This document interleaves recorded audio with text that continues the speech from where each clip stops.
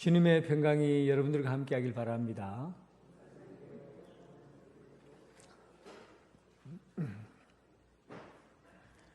꽃밭을 망치는 방법이 한 가지 있는데 그냥 가만히 놔두면 됩니다. 그러면은 잡초가 무성하게 자라고 벌레가 끼고 꽃밭은 얼마 지나지 않아 엉망이 되어버리고 맙니다.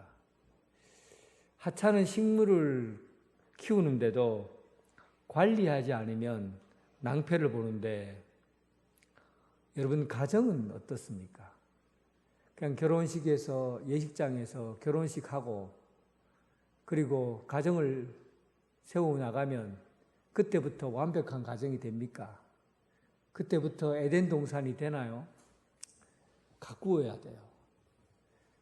가꾸지 않으면 꽃밭이 망쳐지는 것보다도 훨씬 더 추하게 무너지는 것이 가정입니다. 그래서 가정은 가꾸어서 세워지는 거예요. 우리는 이 부분에 대해서 조금 깊이 생각해야 됩니다. 그냥 결혼식만 하면 저절로 되어지는 가정은 세상에 한 군데도 없습니다. 어느 집도 저절로 되어지지 않아요. 노력하고 함께 만들어가고 세워가고 그렇게 가꾸어야만이 가정이 되어져 갑니다. 그래서 가정은 이 성장이라는 목표를 두고 이루어 가야 돼요. 개개인이 성장해 가듯이 가정도 성장한다는 생각을 가지고 그렇게 세워가야 합니다. 제가 본문을 읽지는 않았는데 에베소 본문하고 신약성경의 에베소 5장 22절부터 25절까지 이 본문하고 오늘 아가서 본문하고 같이 보면 신약성경에서 가정을 어떻게 세울 건가, 부부가 어떻게 세워갈 건가를 기록해 놓고 있고 오늘 구약성경은 이 아가서 본문입니다. 에베소 본문을 한번 찾아보면 좋을 것 같아요. 5장 22절부터 25절, 5장 22절, 25절.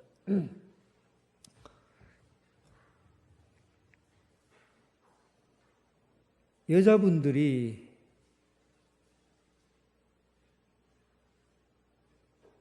여자분들이 22절, 23절, 24절,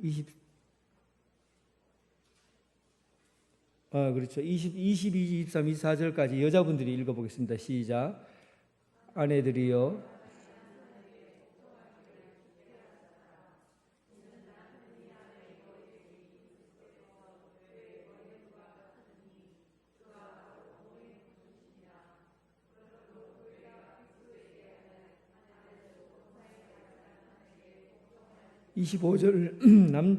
남자들만 읽겠습니다. 남편들아 아내 사랑하리를 그리스도께서 교회를 사랑하시고 그 교회를 위하여 자신을 주심같이 하라.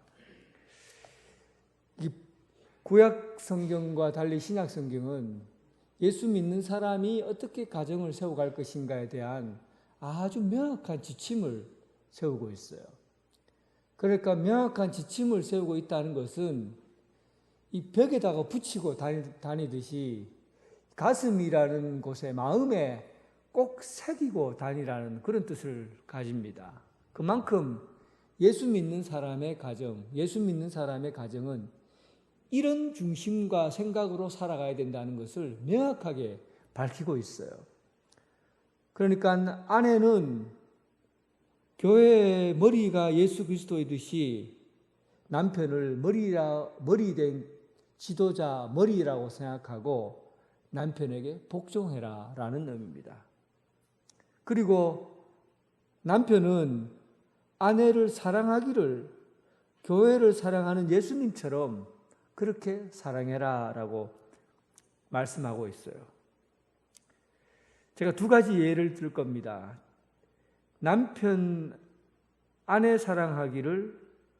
아내가 남편 사랑하기를 교회의 머리 되신 주님께 복종하듯이 하라고 하는 내용이에요.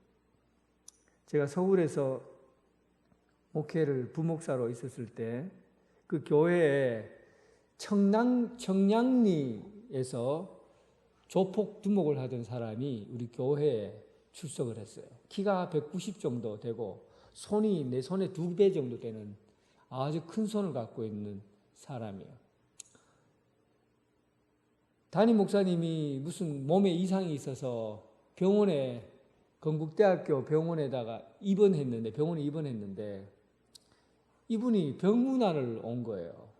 손에 꽃을 들고 부하들 몇 명을 대동해서 그리고 그 병원으로 들어갔어요. 사실 병원에서 깜짝 놀랐죠. 시커먼 양복을 입고 깍두기처럼 머리를 짧게 자른 사람들이 어느 병실로 들어가니까 사람들이 무슨 일이 일어나겠나 하고 눈을 동그랗게 뜨고 지켜봤겠지요. 그 사람이 담임 목사님이 병에 누워있으니까 거기 가더니만 꽃을 딱 주면서 깍두기 인사했잖아요. 형님 하듯이 이렇게 딱 인사를 하면서 목사님, 우리 회장님 어디가 아프셔서 이렇게 여기 오셨습니까? 하고는 자기가 병문안 왔다는 거예요. 그리고는 막 인사를 꼬박 하는 거예요. 그래 이분이 거기서 이제 그런 말을 해요. 목사님, 제가 이 교회에 나오게 된 것은 제 마누라 때문에 그렇습니다. 내가 우리 마누라 보고서 저렇게 하면은 나 예수 믿고 싶다. 어떻게 저렇게 사람이 할 수 있을까? 그래서 내가 교회에 나오게 된 겁니다. 그래서 목사님도 제가 회장님처럼 모시려고 내가 그렇게 생각하고 있습니다. 그 아내가 어떻게 하시기에 그렇게 합니까? 라고 물으니까 그가 바깥에서 뭐 일수하잖아요. 거두고 하면 뭐 험한 일 많이 하잖아요. 그렇게 하고 집에 돌아오면 진짜 몸이 피곤하대요. 근데 아내가 세숫대에다 물을 떠놓고 매일 저녁마다 세족식을 하는 거예요. 매일 한 번도 거르지 않고 발을 씻어준다는 거예요. 그래서 이렇게 믿는 아내라고 한다면 나도 예수를 믿어봐야 되겠다. 그래서 교회에 나오게 됐다는 겁니다.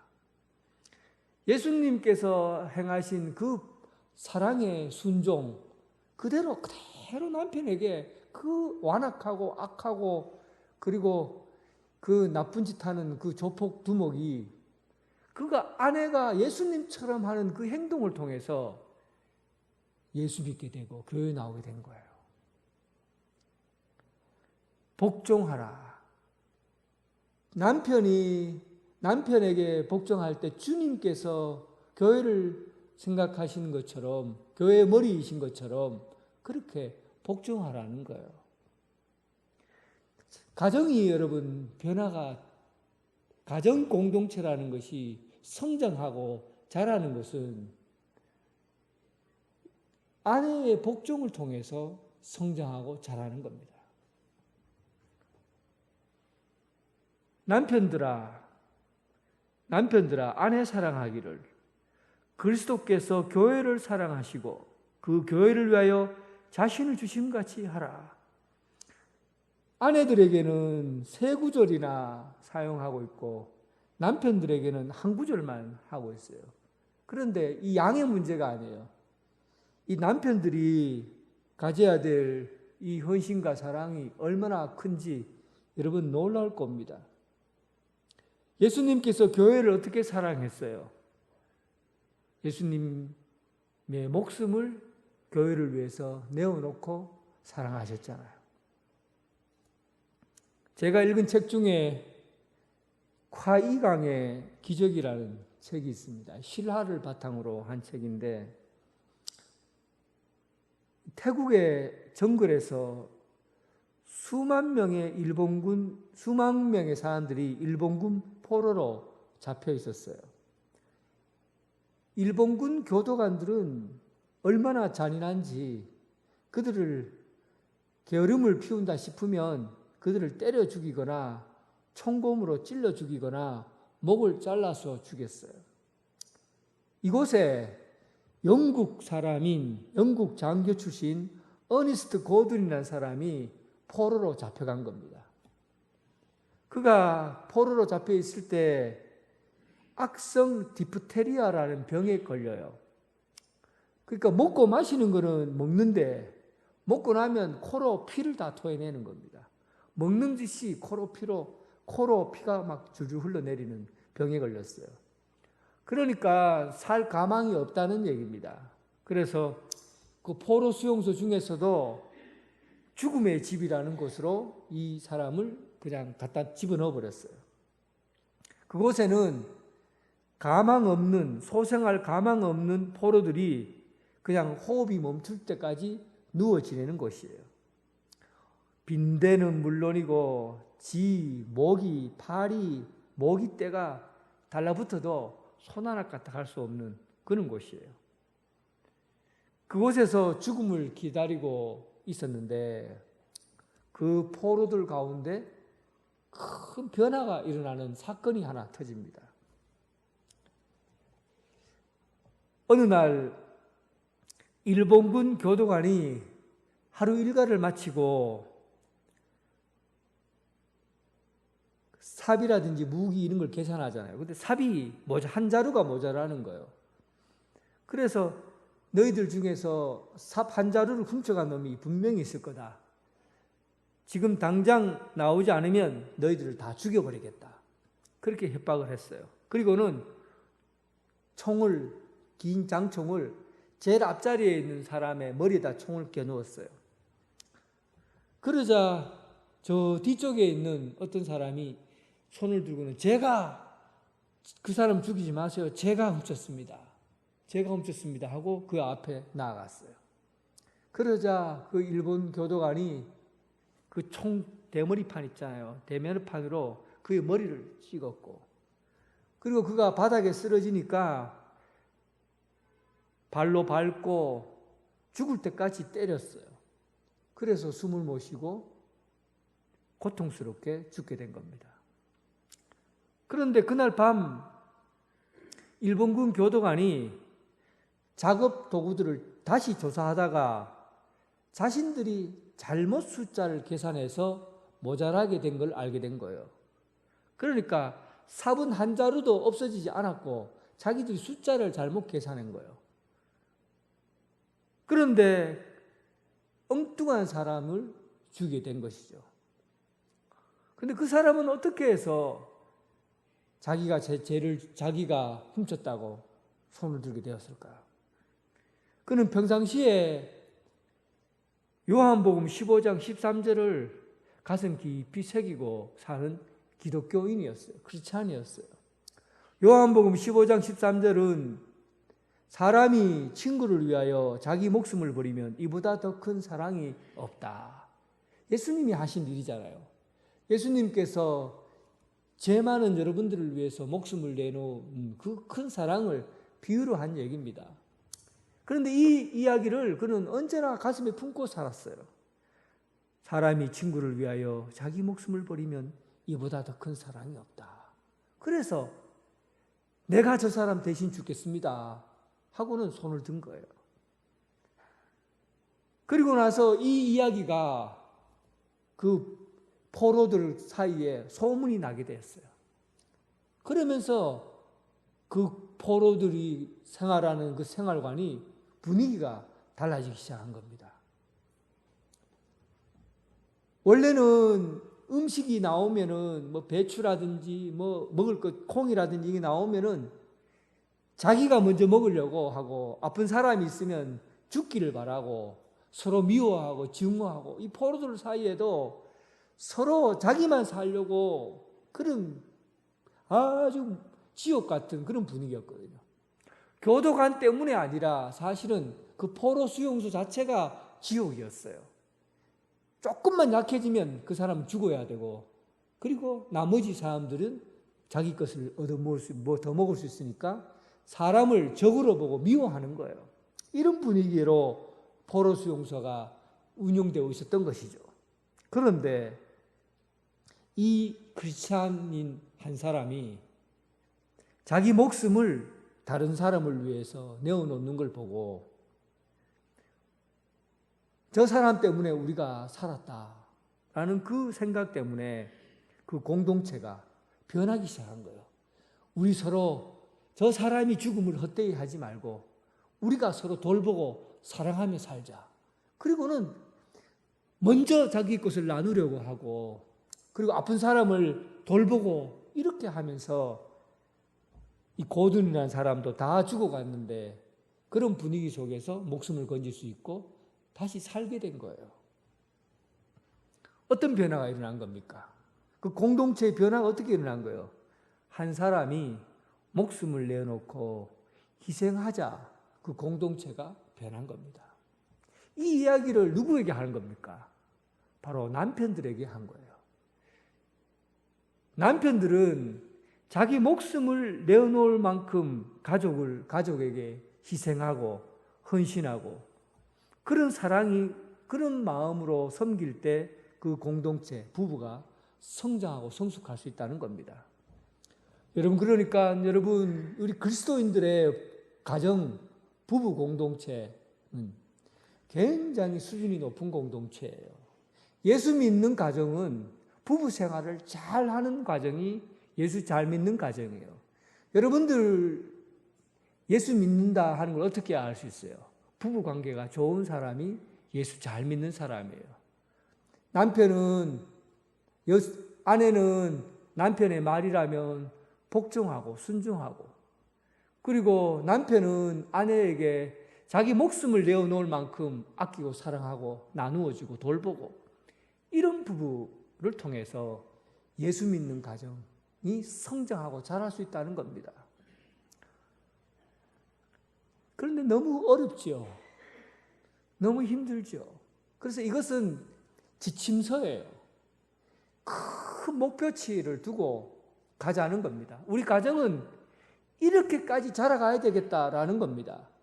예수 믿는 사람이 지금 완벽하게 그런 복종과 삶의 나눔, 희생을 할 수는 없지만 그 정도 목표를 두고 살아가는 사람이 예수 그리스도를 믿는 가정이라는 겁니다. 여러분들의 가정이 이런 큰 그림을 그리고 그렇게 아름다운 부부, 아름다운 가정으로 세워가는 여러분 되시길 주님의 이름으로 축원합니다. 큰 그림을 봤다면 이 아가서는 작은 그림이에요. 아주 섬세하고 예민한 부분에서 그림을 그리고 있어요. 아가서는 솔로몬 왕과 술람미 여인의 아름다운 사랑 얘기로 시작을 합니다. 그동안 서로 마음을 주고받으면서 결혼하기에 이르렀어요. 그리고 결혼해서 끝난 것이 아니라 결혼하고 난 다음에 그 가정을 어떻게 아름답게 만들어가고 있는지, 예쁘게 만들어가는지 그 내용이 오늘 본문에 담겨져 있습니다. 결혼하는 것보다도 더 중요한 게 뭐예요? 아름다운 가정으로 만들어가고 가꾸는 것이 더 중요한 겁니다. 내 사랑 너는 어여쁘고 어여쁘다. 노을 속에 있는 내 눈이 비둘기 같고 내 머리털은 길앗산 기슭에 누운 염소떼 같다. 내 치아는, 이빨은, 내 얼뺨은, 내 목은, 내 유방은, 이렇게 눈, 머리카락, 이, 입술, 목, 유방, 이런 아주 세밀하고 작은 부분까지도 너무 예쁘고 아름답다고 고백하고 있어요. 여러분, 오늘 솔로몬이 술람미 여인에게 하는 이야기는 참으로 가까운 곳에서 보는 그런 아름다움이에요. 붙어 있어야, 하나가 되어야 알 수 있는 그런 아름다움이에요. 아주 작고 세밀한 부분들까지도 아름답다고 말하잖아요. 이 말을 쉽게 얘기하면 내가 사랑하고 어여쁜 내가 사랑하는 그 아내는 모든 것이 아름답다는 겁니다. 눈, 목, 이런 모든 것이 다 아름답다는 거예요. 그리고 우리는 세월의 한계를 가지고 있잖아요. 세월의 한계가 시간이 지나면은 우리 모습이 바뀌잖아요. 그래도 세월이 지나서 모습이 바뀌는 것조차도 다 아름답고 예쁘다는 겁니다. 인간의 뇌 속에는 거울 뉴런이 존재한다고 그래요. 거울 뉴런이라는 게 뭐냐면 거울이 우리 뇌 속에 있다는 얘기예요. 거울이. 사람 얼굴을 보면 그대로 익히는 거울이 뇌 속에 있는 거예요. 어린아이를 보면 알아요. 어린아이에게 엄마가 어린아이를 안고 아이에게 슬픈 표정을 짓고 걱정스러운 표정으로 아이를 돌보면 이 아이는 엄마의 얼굴을 그대로 옮겨 담는다는 거예요. 항상 찡그리고 슬픈 표정을 갖고 괴로워하는 표정이 얼굴에 그대로 옮겨진다는 겁니다. 그런데 아이를 보면서 아이고 내 사랑한 나의 아이 나의 봄 아이고 사랑한다 예쁘다 하고는 웃으면서 아이를 보고 있으면 그 엄마의 웃는 얼굴이 아이에게 그대로 옮겨진다는 거예요. 이것이 거울 뉴런이라는 거예요. 이 말은 좀 더 구체적으로 얘기하면 부부관계는 가장 가까이에 있는 거울이에요.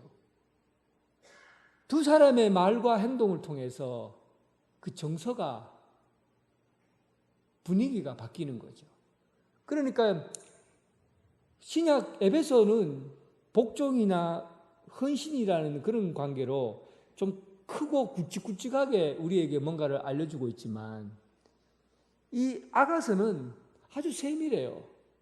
말투, 정서, 분위기가 성숙해야 된다는 거예요.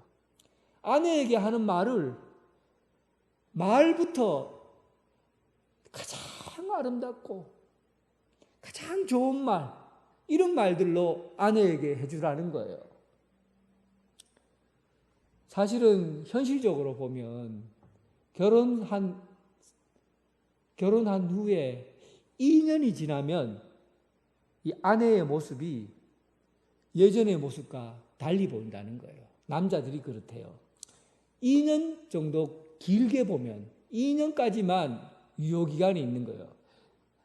아가씨의 그 몸매 또 거기에 대한 기억이 2년 정도만 기억하고 그 이후로는 남자들은 기억을 못하고 잊어버린다는 거예요.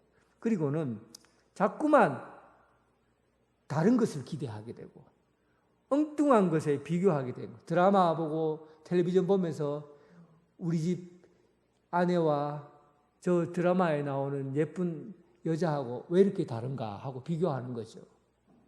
그리고 남자는 기대감을 가져요. 기대감.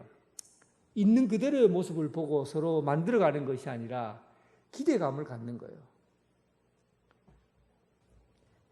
사실은 여자들이 가장 민감하게 상처를 받는 부분이 신체 부분이랍니다. 저는 잘 몰라요. 그런데 책에서 보니까 여자들이 가장 상처를 많이 받는 부분이 나이가 들어가면서 변화되는 신체에 대해서 남자가 뭐라고 얘기할 때 그때 상처를 많이 받는데요. 요즘 당신 몸이 왜 그래 엉뚱해? 왜? 엉덩이가 뚱뚱하다고. 당신은 어떻게 날지도 못하면서 날개가 여기 달려 있는데 왜 날지도 못해? 하고는 얘기하기도 하고. 아니 타이어를 왜 배에다 갖고 다녀? 한국 타이어는 자동차에다 달고 다니지 왜 배에다가 타이어를 들고 다녀? 하고는 또 막 비꼬듯이 얘기하고. 그러니까 이런 것들이 여러분 말이라든지 분위기 속에서 사람의 정서가 바뀌어지는 거예요. 그런데 자꾸만 남자는 어느 기대치를 갖고 여자를 바라보니까 옛날의 모습이 나이가 들면 드러날 수가 있나요? 그런데 그 분위기나 정서에 따라서 말을 하지 못하고 자기 기대치에 따라서 말을 하게 되는 거예요. 그러니까 성숙하지 못한 거죠.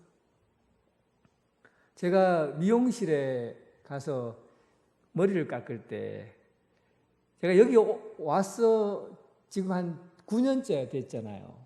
근데 흰머리가 좀 많이 생겼나 봐요. 보입니까? 흰머리가 좀 많이 생겼나 봐요.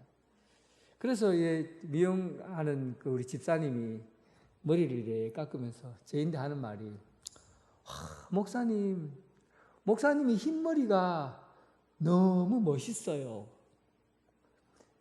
그리고는 목사님은 흰머리 때문에 분위기가 굉장히 좋아요. 이래 얘기를 하는 거예요. 미용실에 자주 가고 싶더라고요. 얼마나 기분이 좋아요. 나이가 들면 여러분 머리가 하얘지고 그리고 또 얼굴도 주름도 재지고 또 몸도 좀 뚱뚱해지고 모양이 막 바뀌잖아요. 그런데 그 분위기를 어떻게 얘기하느냐에 따라서 그 가정이 성숙해진다고요. 어떻게 얘기해야 됩니까? 어여쁘고 어여쁘고 어여쁜 자야. 내 눈은, 내 목은, 내 입은 하나하나 여러분 모든 것이 세월이 지나도 어여쁘고 어여쁜 거예요. 그게 성숙해가는 가정의 모습입니다. 사람이 성령하면 이뻐진다고 생각해요. 성령 수술을 하면 이뻐진다고 생각하지만 실제로 성령하면 얼굴이 이뻐지는 것이 아니라 균형을 잃어버립니다. 웃을 때 주름이 이렇게 좀 지고 웃어야 진짜 웃는 모습이 예쁜데 성령을 해보니까 주름을 싹 다 펴놓으니까 웃을 때 주름이 안 지고 그냥 웃는 거예요. 마치 인형이 웃는 것처럼 보여요. 하나도 안 이뻐요. 그러니까 성령 수술해서 얼굴이 이뻐지는 것이 아니라 좋은 말 해서 이뻐지는 거예요. 남편이 좋은 말 해주고 아내가 남편에게 좋은 말 해주고 남편이 아내에게 좋은 말 해주고 온 가정이 아이들에게 좋은 말 해주고 이런 따뜻한 말을 할 때 사람의 얼굴이 바뀌어요. 얼굴이 가까이 있으면서 얼굴 형태가 바뀐다고요. 그리스도인의 가정은 예수 믿는 사람의 가정은 활짝 웃는 꽃과 같은 그런 가정이어야 합니다. 그 분위기가 성숙한 가정이요 아름다운 가정이에요. 여러분들 가정이 분위기 좋은 그런 좋은 말을 통해서 분위기 좋은 가정이 되길 주님의 이름으로 축원합니다. 오늘 설교만 듣지 말고 집에 가서 진짜 그래 살아요. 아내에게 좋은 말 해주세요. 나쁜 말은 한마디도 하지 마세요. 그렇게 한번 해보세요. 얼굴이 바뀝니다. 날이 저물고 그림자가 사라지기 전에 내가 모략산과 유황산 작은 산으로 가라. 신랑은 이 얘기는 이 본문을 이해하기 상당히 어려운데 가나안 땅의 풍습을 보면 알 수 있어요. 결혼 전에 남녀가 숨바꼭질을 해요. 여자는 숨어 있고 남자가 어디 있나 하고 찾고 다니는 것이죠. 그러면서 결혼식을 하는 거예요. 왜 이런 풍습을 가졌을까? 오늘 본문도 그 얘기거든요. 신부가 도망쳐 숨으면 신랑이 찾아낸다 이런 내용이에요. 왜 이런 얘기를 결혼한 사람에게 이런 행동을 하게 할까 하는 거예요.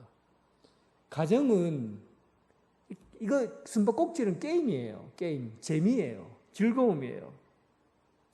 어릴 때 여러분 인생에서 가장 살만한 낙이 무엇입니까? 놀이예요, 놀이. 아이들이 운동장에 가 있었으면 짝대기 하나만 딱 들고도 땅에다가 오징어 같은 그림 그려놓고 또 동서남북 그려놓고 또 땅 따먹기 한다고 병뚜껑 하나 들고 또 돌 하나 가지고 이렇게 그림 그리고 이렇게 놀고 있으면 진짜 재밌어요. 안 재밌습니까? 세상에 천국이 있다면 이 운동장이에요. 얼마나 재밌는지 몰라요. 제일 듣기 싫은 소리가 어떤 소리가 야야 그만 놀고 집에 들어와라 밥 먹어라 이 소리가 제일 듣기 싫어요. 밥도 먹기 싫어요. 그냥 놀면 돼요. 노는 게 그리 좋은 거예요. 재미, 즐거움. 여러분 이게 오늘 본문은 바로 재미와 즐거움을 가정에서 찾으라는 얘기입니다. 숨바꼭질 하라는 내용은 남자가 아내를 찾으라는 것은 부부 생활을 재미있게 하라고요. 즐겁게 하라고요. 우리는 신앙생활 하면서 부부 생활의 즐거움과 재미를 다 잃어버렸어요. 옛날에 우리는 청교도 신앙을 본받아서 아마 그럴 거라 생각하는데 중세에도 그런 적이 있었어요. 신앙생활을 하면 맛있고 즐겁고 재밌고 이걸 죄악으로 여겼어요. 그래서 중세시대에 수도사들 중에서는 밥을 먹을 때 밥이 너무 맛있으면 내가 죄를 짓는구나. 밥이 이렇게 맛있나 하고는 죄를 뿌려요. 그리고는 밥을 먹어요. 그리고 큰 소리로 막 웃고 이러면 죄를 짓는 거예요. 그래서 내가 너무 즐겁고 재밌는 일에 빠져 있으면 이거 죄를 짓는 거라고 생각하고는 채찍을 들어서 등을 막 쳐요. 그리고 계단을 올라갈 때 무릎을 기어서 계단을 올라가요. 피를 흘려요. 그래서 고행이라고 그래요. 고행. 고통스럽게 해야 내가 구원을 받고 은혜를 받는다고 생각한 거죠. 그런데 여러분, 여기 아마 나이 드신 어른들도 그런 분이 있을 거예요. 아마 우리 한국 사람들 중에 많은 사람들이 이렇게 살아왔어요. 가난하고 힘드니까 열심히 살다 보니까 어떻게 나와서 노는 것을 놀 줄을 몰라요. 즐거운 일을 해도 즐겁고 놀라고 해도 놀 줄을 몰라. 왜냐하면 안 놀아봤으니까. 재미있는 걸 못 해봤으니까. 재미있는 거 하고 놀면은 마치 죄 짓는 것 같아요. 게으른 것 같아요. 돈만 열심히 벌고 일해서 아이들 잘 먹이 살리면 그게 낙인 줄 알았거든요. 그렇게 살았어요. 그렇죠? 그런데 여러분, 우리 성경대로 살자고요. 하나님 말씀대로 살아야 되지 않겠어요? 하나님께서 에덴 동산을 지으셨고 그 에덴 동산을 짓고 그 에덴 동산의 모든 완벽한 것을 다 갖춰 놓고는 아담과 하와를 만들었어요. 그리고 에덴이라고 이름을 지었다고요. 에덴이 이름 뜻이 뭡니까? 큰 기쁨, 즐거움, 행복 이런 뜻이에요. 그러니까 이 에덴 동산은 즐거운 것이에요. 기쁜 것이에요. 재미있는 것이에요. 하나님께서 창세기 1장에 보면 하루 7째 날까지 사람을 만드시고 7째 때까지 만드시고 난 다음에 첫째 날부터 하나님께서 하신 얘기가 아이고 좋다, 아이고 좋다, 얼씨구 좋다, 허허 하고 말씀하셨어요. 좋다, 아이고 좋다. 기쁘셨던 거예요. 이 세상을 만드시고 난 다음에 하나님이 기쁘셨어요. 그래서 이 세상에 하나님의 기쁨이 담겨져 있는 곳이 바로 이 세상이에요. 그러면 우리가 어떻게 살아야 되겠어요? 인상 찌그리고 힘들게 고통스럽게 사는 것이 하나님이 원하시는 겁니까? 아니면 즐겁고 기쁘고 재밌게 사는 게 하나님이 원하시는 거예요? 여러분 한번 말씀해 보세요. 어떻게 살아야 되겠어요? 여러분 부부 생활이 고행입니까? 왜 그렇게 인상 쓰고 살아요? 부부가 서로 웃고 기쁘고 즐겁고 재밌게 살아야 돼요. 이게 누가 원하시는 겁니까? 하나님이 원하시는 거예요. 에덴 동산이에요. 그렇게 해야 가꾸어져 가는 거예요. 재미있고 즐겁고 행복하게 살라고요. 여러분들의 가정은 재미있는 가정이 되시기 바랍니다. 행복한 가정이 되길 바라요. 기쁨의 동산이 되길 주님의 이름으로 축원합니다. 내 신부야, 너는 레바논에서부터 나와 함께하고 레바논에서부터 나와 함께 가자. 아마나와 스닐과 헤르몬 꼭대기에서 사자굴과 퍼범산으로 내려오다. 그 레바논에서 내려올 때 이 눈이 많이 덮여 있거든요. 험준해요. 길이 깎아지는 절벽 같은 곳이 있어요. 그러니까 이 결혼 생활해도 겪게 되는 이 고통스러운 삶이 우리에게 주어져 있다는 겁니다. 사실 살아보니까 여러분 아시잖아요. 얼마나 먹고 사는 게 힘듭니까? 그래서 인생을 고통이라고 하는 사람들도 많아요. 배고프고 아프고 걱정거리가 있고 근심이 있고 염려 있고 두렵고 병들고 늙고 이런 일들이 사실은 살아가면서 산재해 있어요. 우리가 그냥 하나님께서 우리가 기쁘게 살라 재밌게 살라고 말씀하지만 그런데 사는 인생은 참 고통스럽고 문제일거리들이 많이 있다는 사실이에요. 그럼에도 불구하고 예수 믿고 사는 가정과 예수 믿지 않고 사는 가정이 차이가 있다는 겁니다. 예수 믿는 사람의 가정은 지금 겪고 있는 고통을 하나님의 은총으로 받아들입니다. 지금 겪고 있는 아픔을 하나님의 은혜로 해결하려고 해요. 그래서 이 문제를 풀어갈 때 하나님의 은혜로 풀어가고 하나님의 은총으로 이 문제를 해결해 나가려고 하는 것이 바로 예수 믿는 가정의 모습이에요. 감동적인 이야기가 있어서 한 가지 들려드리겠습니다.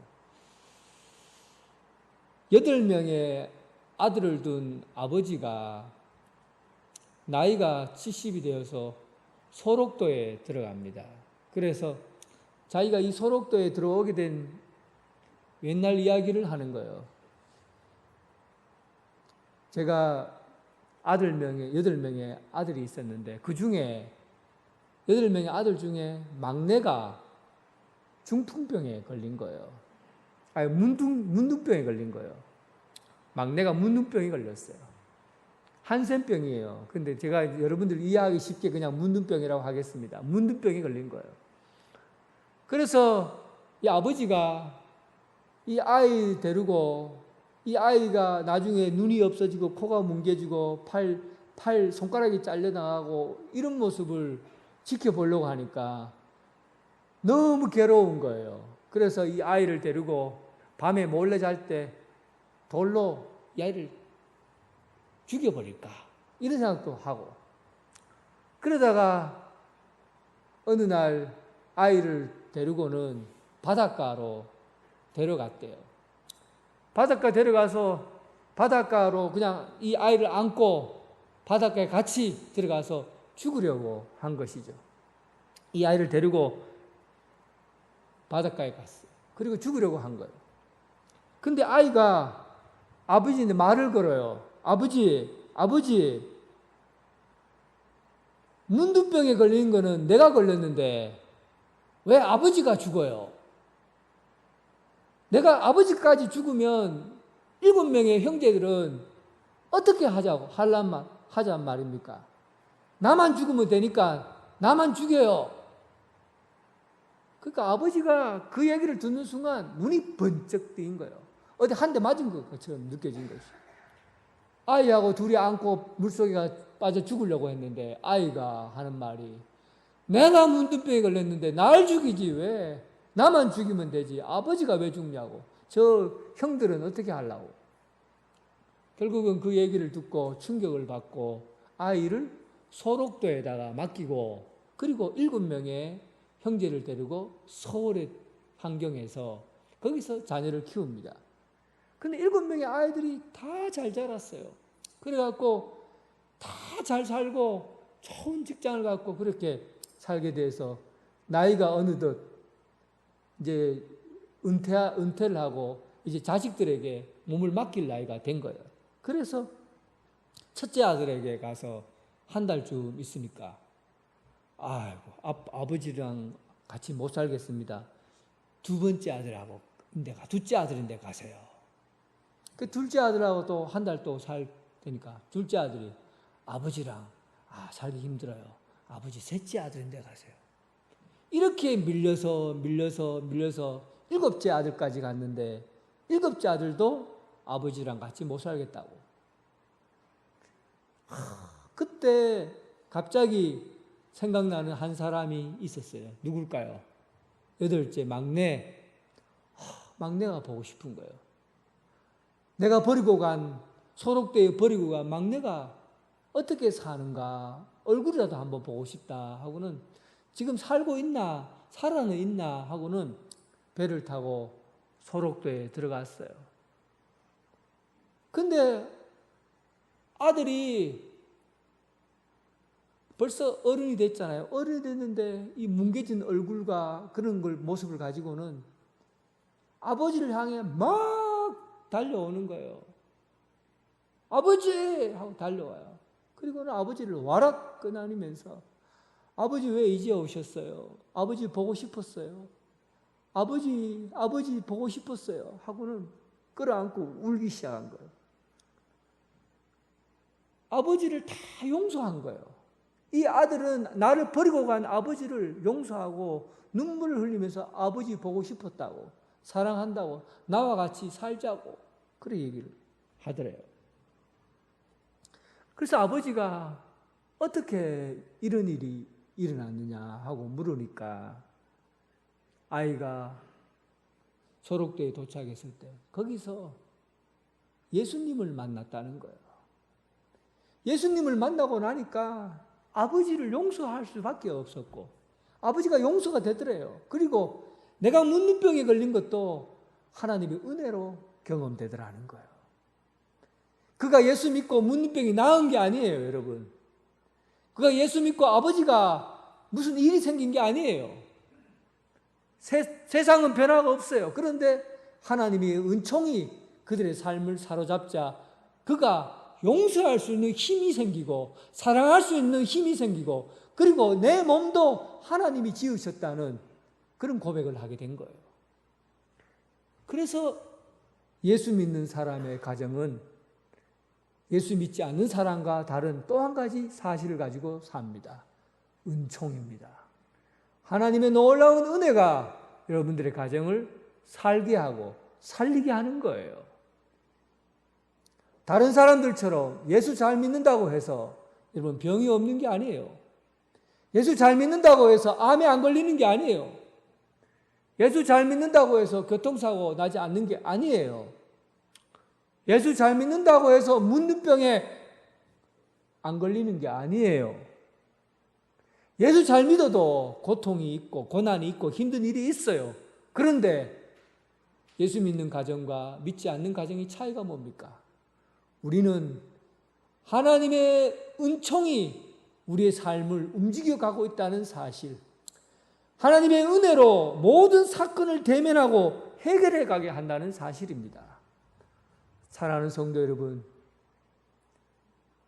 여러분들의 가정이 하나님의 은총으로 가득 찬 그런 충만한 은혜가 함께하기를 주님의 이름으로 축원합니다. 하나님 아버지,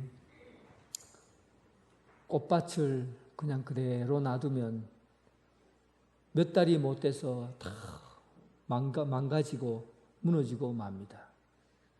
그러나 하나님의 사랑하는 가정 우리에게 주셨는데 꽃밭을 가꾸지 않듯이 우리가 가꾸지 않으면 우리 가정도 참으로 아름답게 성장할 수가 없습니다. 하나님께서 우리에게 베푸신 그 은혜와 은총으로 부부관계를 새롭게 하게 하시고 부모와 자식 간의 관계를 새롭게 하시고 또 자식과 부모의 관계를 새롭게 변화시켜 주시옵소서. 잘 가꾸어서 아름답게 성장하는 그런 가정으로 세워주시옵소서. 아내는 남편의 말을 잘 듣고 복종하게 하시고 또 남편은 자기 목숨을 내놓듯이 자기 것을 희생하고 섬기고 사랑하게 하여 주옵소서. 그래서 정말 성숙하고 복된 가정으로 세워지게 하여 주옵소서. 여기에 있는 모든 성도들 하나님의 은혜가 가득 차게 해주시고 놀라운 하나님의 가정으로 에덴 동산을 꿈꾸는 그런 가정으로 세워지게 하여 주옵소서. 예수님 이름으로 기도드립니다. 아멘.